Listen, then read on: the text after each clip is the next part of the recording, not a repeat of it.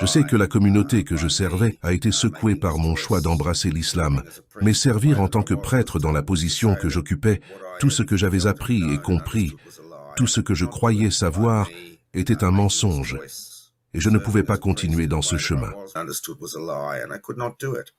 Assalamu alaikum, bienvenue sur Vérité Din. Il s'appelle Gould David, un pasteur qui s'est récemment converti à l'islam après 45 ans de service dans l'église. Il a partagé l'histoire de son voyage vers l'islam sur Din Show TV. David, un chrétien orthodoxe australien, a commencé le service à l'âge de 16 ans et menait une vie d'obéissance à la Sainte Croix. Malgré cela, il dit qu'il sentait toujours un vide dans son cœur et avait l'impression qu'il n'avait pas encore trouvé le vrai chemin vers le Créateur. Il dit que pendant qu'il poursuivait ses études théologiques, il a commencé à se poser beaucoup de questions, notamment sur le concept de la Trinité, dont il trouvait illogique et sans fondement. L'histoire a pris un tournant lorsqu'il a dû se rendre à Perth, au sud-ouest de l'Australie, où il devait assister aux funérailles de son beau-frère. Là, il a réservé un hôtel qui s'est avéré proche de la mosquée principale de la ville.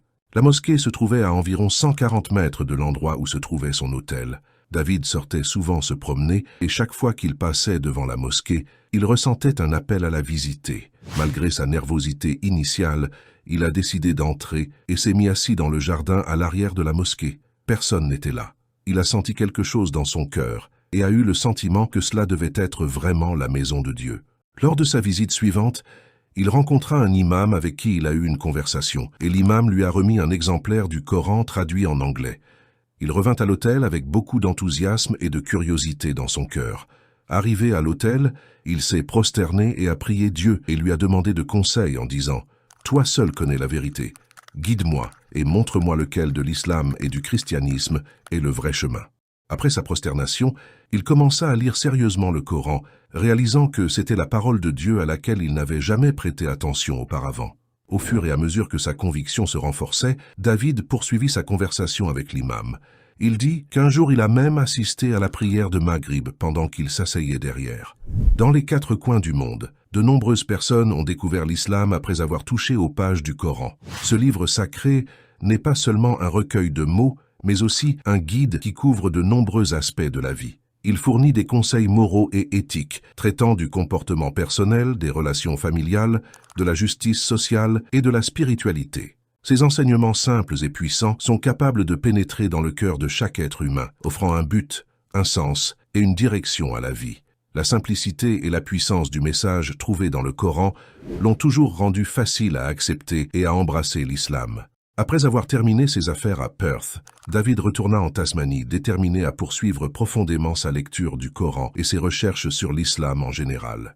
Après plusieurs mois de recherche et de conversations avec des érudits musulmans, il écrivit une lettre à l'évêque de l'Australie, exprimant son désir de quitter l'Église pour embrasser l'islam.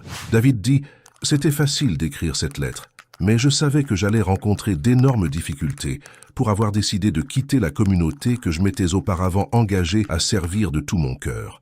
Mais je n'avais pas d'autre choix, car j'avais déjà découvert la vérité et je devais la suivre. » C'est ainsi qu'il s'est rendu à la mosquée un certain vendredi et a prononcé la shahada devant des frères musulmans qui étaient très heureux de l'accueillir en islam. Après avoir embrassé l'islam, il choisit le nom d'Abdul Rahman, qui signifie « serviteur du tout miséricordieux Allah ».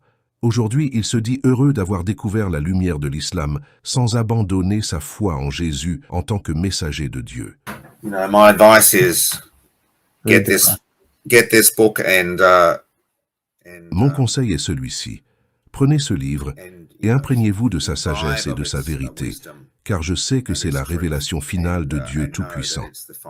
Il contient la clarté dont le monde a absolument besoin en ce moment.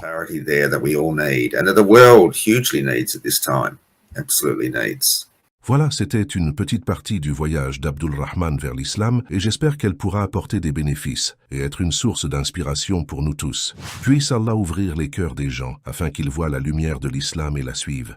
Puisse Allah accepter notre jeûne en ce mois de Ramadan et qu'il nous place parmi ses serviteurs les plus aimés. Assalamu alaikum.